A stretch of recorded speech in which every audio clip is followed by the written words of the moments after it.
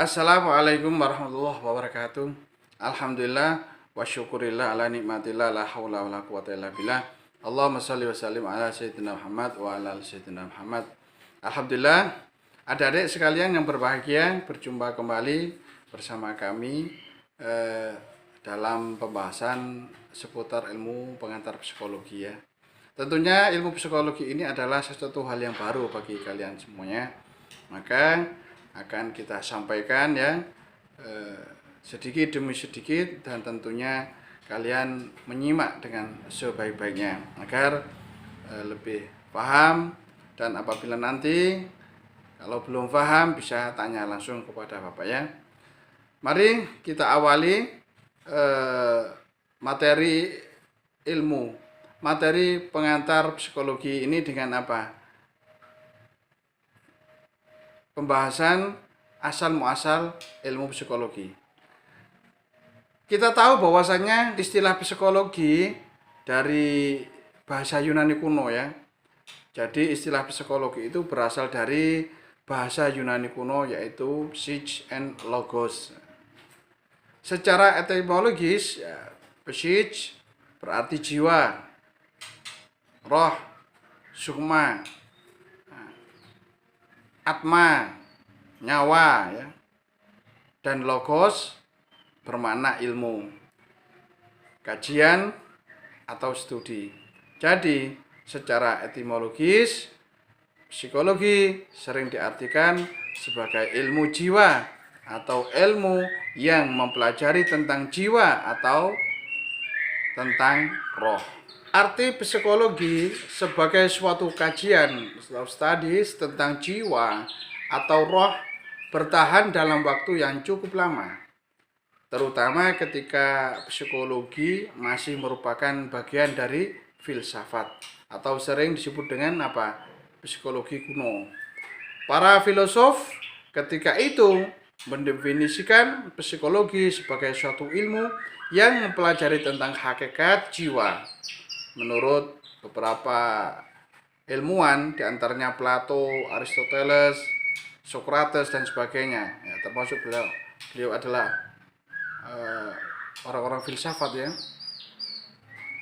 Padahal sebetulnya arti psikologi secara etimologis rasanya kurang cocok ya bila diartikan sebagai ilmu jiwa. Karena apa?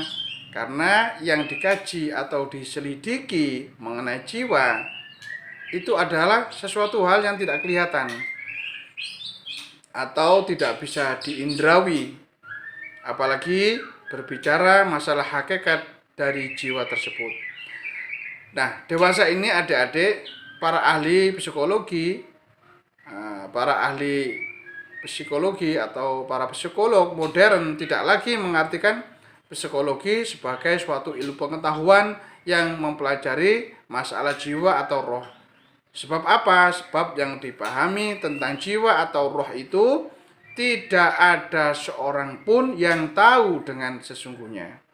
Jiwa adalah sangat abstrak dan tidak bisa dilihat oleh panca indera, akan tetapi ada.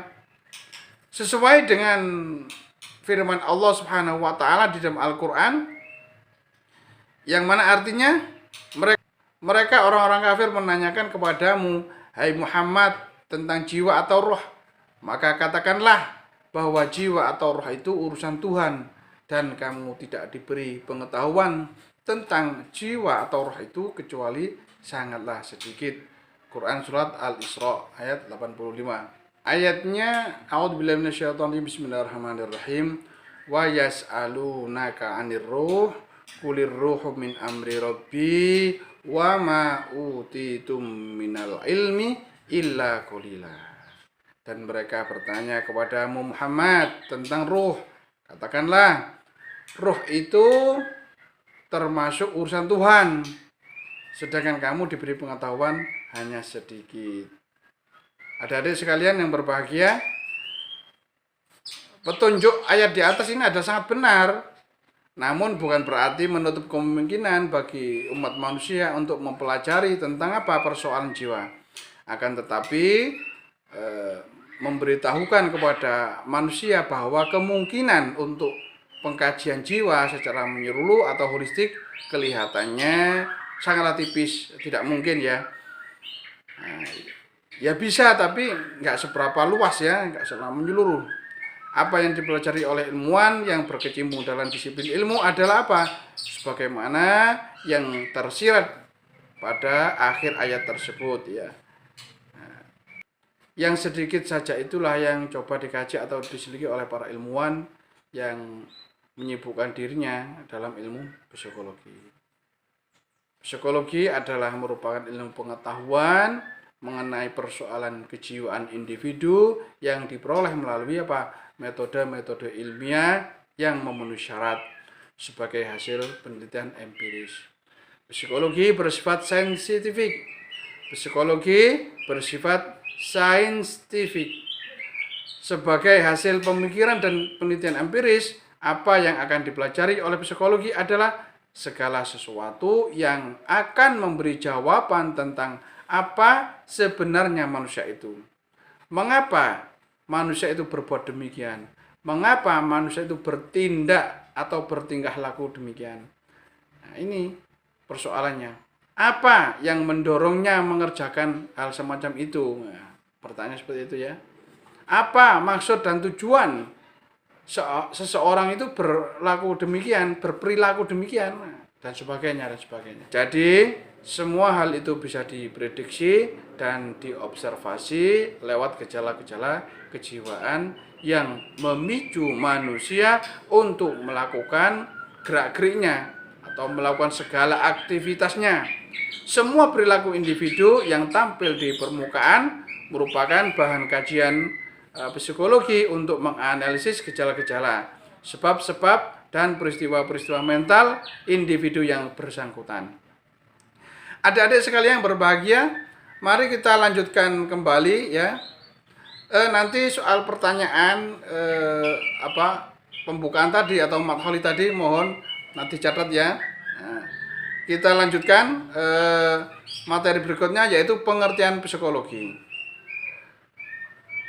Pengertian psikologi beranjak dari keterbatasan pengetahuan manusia tentang persoalan jiwa, roh inilah, maka muncul berbagai pandangan ataupun pendapat yang berbeda-beda atau antara para ilmuwan satu dengan yang lainnya ya beda-beda dalam menafsirkan ilmu psikologi.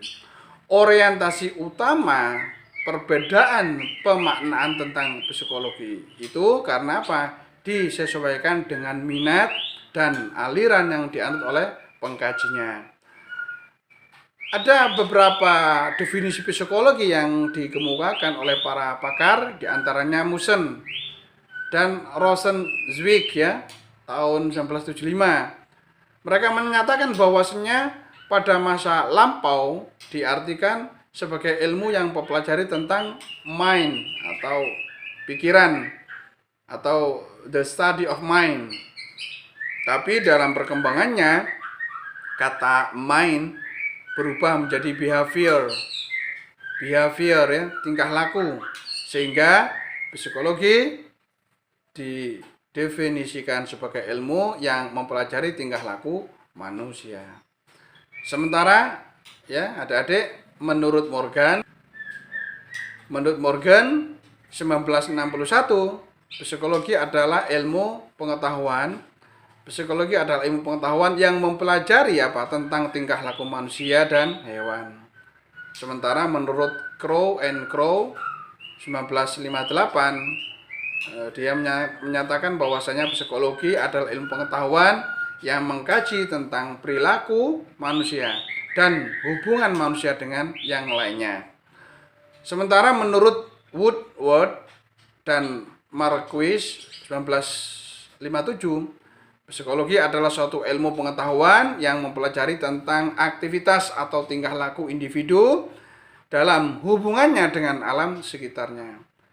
Dan Moskowitz and Orgel 1969, beliau menyatakan bahwasanya mereka mengatakan bahwasanya ilmu psikologi adalah suatu ilmu pengetahuan empirik yang berdasarkan atas observasi dan penelitian eksperimental. Pokok persoalannya adalah apa? Tentang tingkah laku manusia. Tujuannya apa? Tujuannya untuk melengkapi terhadap pengertian mekanisme aktivitas manusia dan penyesuaian dirinya, sehingga memungkinkan manusia untuk memperbaiki dirinya. Nah, adik-adik, berdasarkan ya gambaran pengertian psikologis yang telah disampaikan oleh para ilmuwan tadi ya, para psikolog, ternyata kajian psikologi tidak hanya terbatas pada perilaku manusia saja, akan tetapi juga mengenai tentang perilaku hewan. Namun pembahasan tingkah laku hewan tidak dikemukakan dalam detail ya. Nah, di sisi lain, kendati pun definisi-definisi yang dikemukakan oleh para pakar tersebut agak berbeda-beda, namun pada intinya mereka mempunyai analisis yang sama, yakni terfokus pada segala gerak-geri atau tingkah laku manusia sehingga bisa diterima oleh semua pihak. Maka dari itu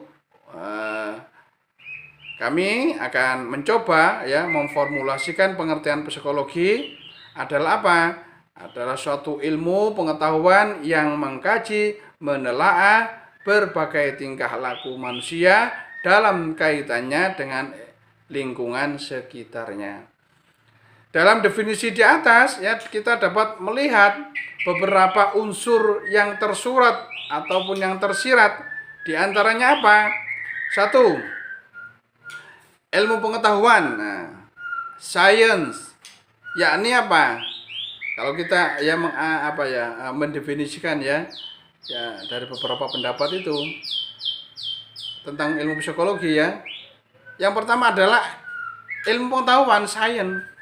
Suatu kumpulan pengetahuan yang tersusun secara sistematis dan mempunyai metode-metode tertentu yang bersifat ilmiah.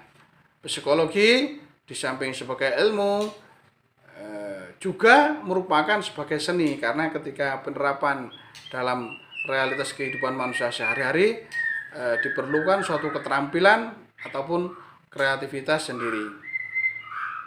Demikianlah materi pengantar psikologi yang telah kami sampaikan.